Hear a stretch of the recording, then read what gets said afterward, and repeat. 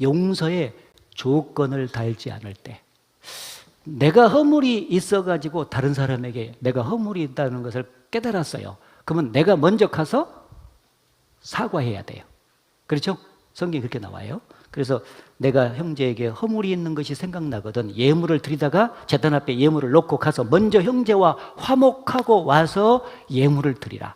내가 잘못한 것이 드러났으면 즉시 형제를 찾아가서 내가 잘못했다고, 미안하다고 용서를 구하고 그리고 서로 화목을 하는 것이 첫 번째다 그 말이에요. 그러나 나는 잘못을 않고 다른 사람이 나에게 잘못을 했을 때는 그가 나에게 와서 사과를 요청하고 잘못했다고 하면 내가 용서한다, 그런 전제를 붙이지 마라 그 말이에요. 용서의 근거는 항상 하나님이 나를 용서하신 것에 근거해서 용서를 하는 것이니까. 우리가 구원을 받을 때 율법으로 구원을 받았어요, 은혜로 구원받았어요? 율법은 이는 이, 눈의 눈이에요. 너 그럴세라, 나 그럴세라요. 그러니까 율법으로 구원을 받았으면은 잘못한 것을 와서 나한테 빌어야 돼. 그래야 내가 용서를 하는 거예요. 그러나 사랑과 은혜로 우리는 구원을 받았기 때문에 먼저 우리가 하나님을 알기 전에, 연약할 때에, 죄인 되었을 때에, 더더욱 원수 되었을 때에, 우리가 알지 못할 때 주님이 먼저 용서를 해놨거든요. 그렇기 때문에 그 사실에 근거해서 용서를 하기 때문에 조건 붙이면 안 돼. 지가 와서 먼저 빌어야지, 이런 얘기 하지 마라 그 말이에요. 알았습니까?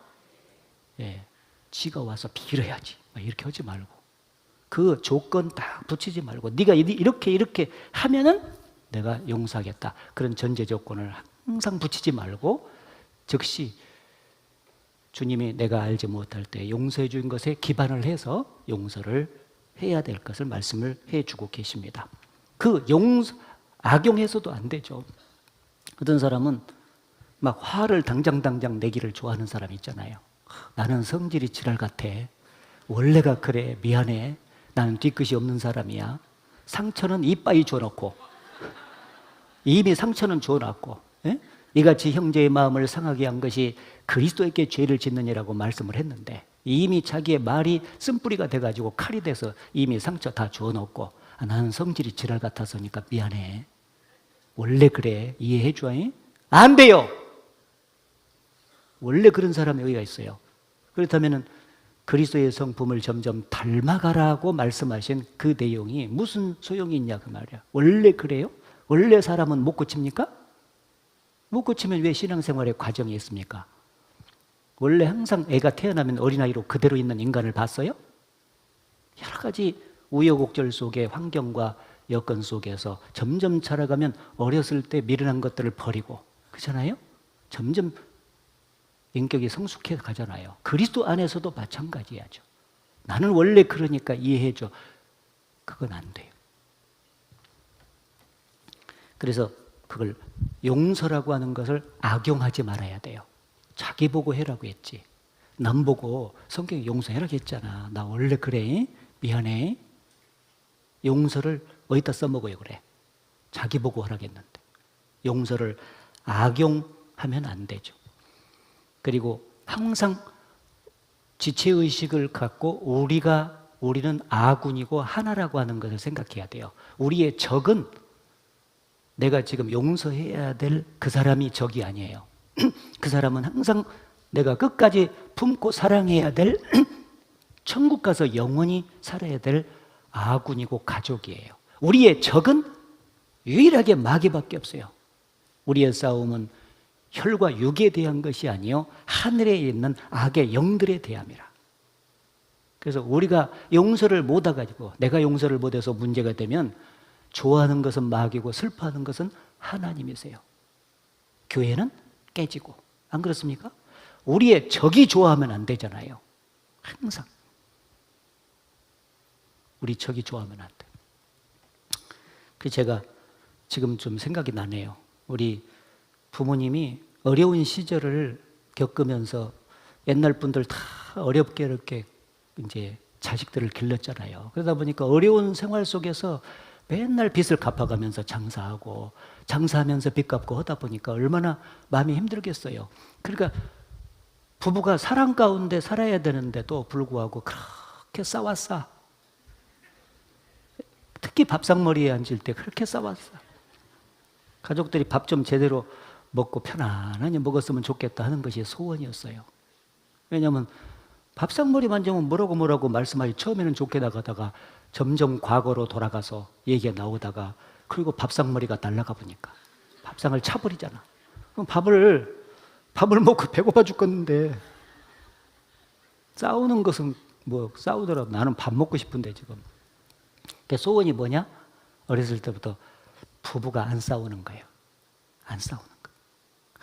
그래서 내가 소원이 항상 돼가지고 결혼 첫날 밤이 됐어요. 근데 우리 얘기를 좀 하네요. 첫날 밤이 돼가지고 이불을 깔아놓고 둘이 앉아서 손을 잡았죠. 손을 잡고 목걸이 이렇게 내가 자매 목걸이 하나 해줬거든. 이렇게 손을 잡고 여기다 얽었어. 그래서 사진 딱 하나 찍고 그게 지금 남겨져 있거든요. 그래서 우리 집에 입안도 예고 그 집안도 많이 싸웠더만 보니까. 우리는 앞으로 안 싸운다. 어떤 일이 있어도 안 싸운다. 우리는 아군이다.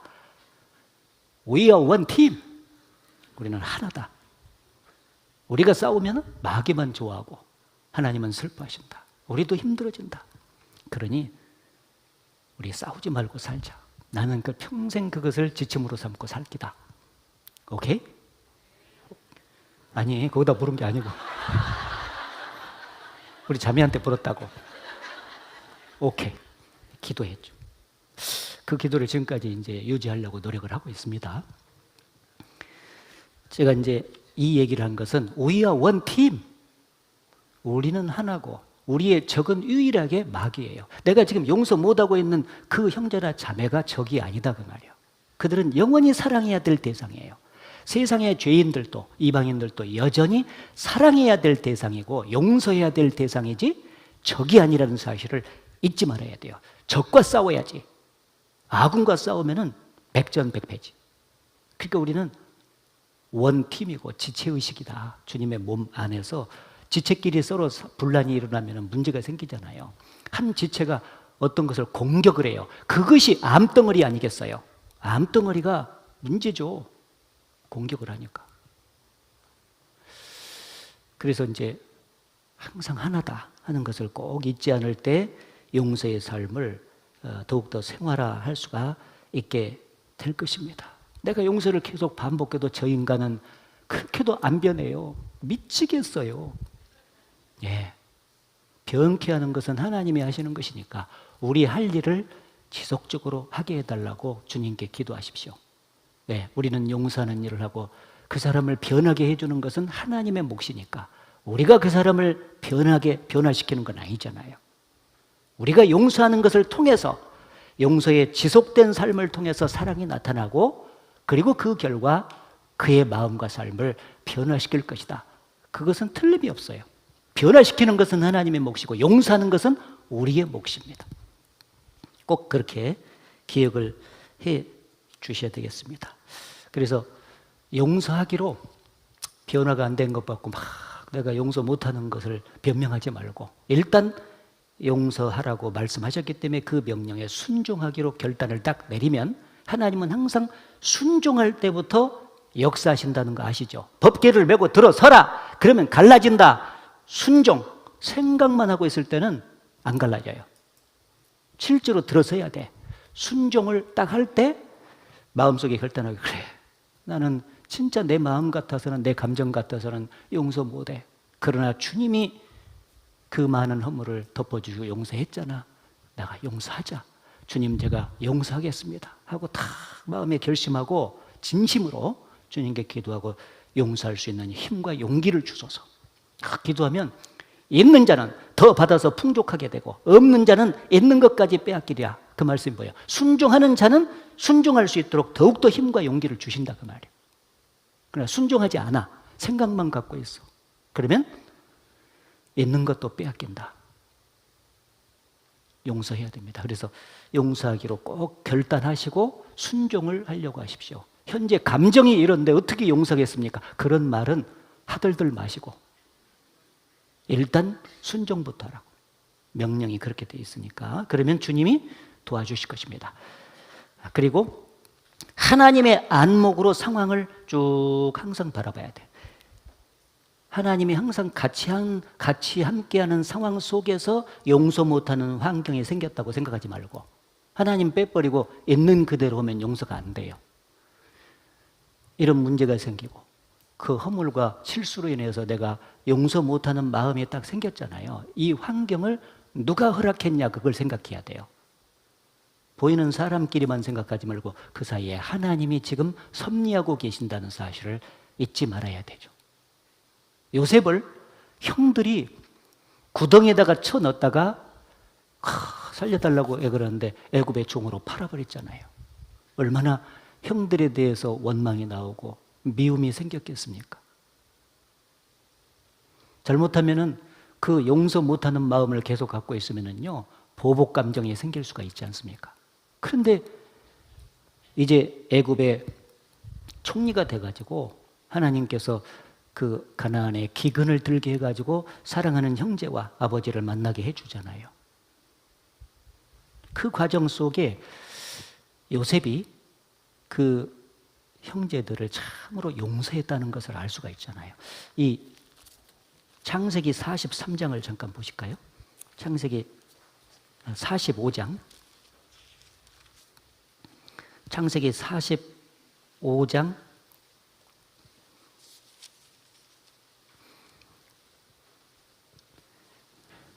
형들이 요셉을 애굽에 판 것 때문에 이제 요셉 만나가지고 보복당할까 봐 두려워하고 있을 때 45장 5절 보면은요, 당신들이, 요셉이 지금 형제간들에게 하는 말이에요. 당신들이 나를 이곳에 팔았으므로 근심하지 마소서, 한탄하지 마소서. 하나님이 생명을 구원하시려고 나를 당신들 앞서 보내셨나이다. 7절, 하나님이 큰 구원으로 당신들의 생명을 보존하고 당신들의 후손을 세상에 두시려고 나를 당신들 앞서 보내셨나니. 8절 같이 읽겠습니다. 그런즉 나를 이리로 보낸 자는 당신들이 아니요 하나님이시라. 하나님이 나로 바로의 아비를 삼으시며 그 온 집의 주를 삼으시며 애굽 온 땅의 치리자를 삼으셨나이다. 여기 보면 그런즉 나를 이리로 보낸 자는 당신들이 아니요 하나님이시라. 보십시오. 하나님의 섭리 가운데 형들의 행동이 있었다는 거예요. 형들이 팔아서 보냈지만은 형들이 팔아서 나를 보낸 게 아니다. 이 온 땅의 기근을 해결하고 백성들을 구원하기 위해서 하나님이 나를 먼저 이리로 보냈습니다. 그러니까 하나님이 개입된 상태에서 형들의 행동을 봐야 되는 거죠. 그래서 하나님의 안목으로 항상 환경을 보고 사람들을 볼 수 있는 눈을 키워야 된다. 그 믿음의 눈을 키워야 되겠죠. 우리에게 어떤 일이 비록 인간관계뿐 아니라 어떤 상황과 환경이 자꾸 반복되고 변화되잖아요. 그 모든 것들은 우연히 이루어지는 것이 아니죠. 바로 하나님이 그런 환경들을 조성해서 우리를 연단하시고 우리를 귀하게 쓰시려고 그런 환경을 조성하시는 거죠. 요셉은 그것을 확실하게 깨달은 사람이에요. 그러니까 하나님이 자기를 보냈다고 딱 하는 것이 확실해지니까 형들이 자기를 판 것에 대해서 그냥 용서가 돼버린 거죠. 이게 개입이 안 돼 있으면 용서가 안 되는 거죠. 이제 다윗이 어느 날 압살롬, 자기 사랑하는 아들을 압살롬의 반역에 의해서 왕위를 물러났을 때 맨발로 쫓김을 당하고 있었을 때 시므이라고 하는 그 사람이 다윗을 저주했잖아요. 비루한 자여 가라 가라. 네가 사울의 집안을 패하게 만들었으니 그 피의 대가를 받는 것이다 하고 막 저주를 하니까 그 옆에 따라가던 그 장군이 얘기를 했잖아요. 응? 저 천한 종이 세상에 우리 왕을 저주하다니 제가 당장 가서 저놈의 목을 베어 오리까? 다윗이 말했잖아요. 저가 저주하는 까닭은 바로 하나님께서 나를 저주하라고 한 것이 맞다. 그러니 그대로 두어라. 이 원통함을 하나님이 나중에 이제 받아주신다면 나를 축복으로 이끄실 거다. 그러니 저 시므이가 나를 저주하는 것은 시므이가 저주하는 게 아니다. 하나님이 시므이를 통해서 나를 지금 저주하고 있는 거다. 그렇게 깨달았어요. 그러니까 시므이를 미워할 수가 없죠. 용서가 바로 되는 거잖아요. 우리도 마찬가지. 지금 누군가가 그렇게 미워요. 지금 누군가 용서가 안 돼. 그것이 단순히 그 사람과 나 사이의 문제가 아니라는 거죠. 하나님이 그 사람을 보내셔서 나에게 그렇게 하는 거예요. 왜? 나의 신앙의 부족한 부분을 연단시키고 또 자기의 삶 속에 하나님의 귀한 역사를 보기를 원하기 때문에 그렇게 하신 것입니다. 그래서 하나님의 안목으로 그걸 잘 바라본다면은 용서하는 삶을 잘 살 수가 있을 것이다.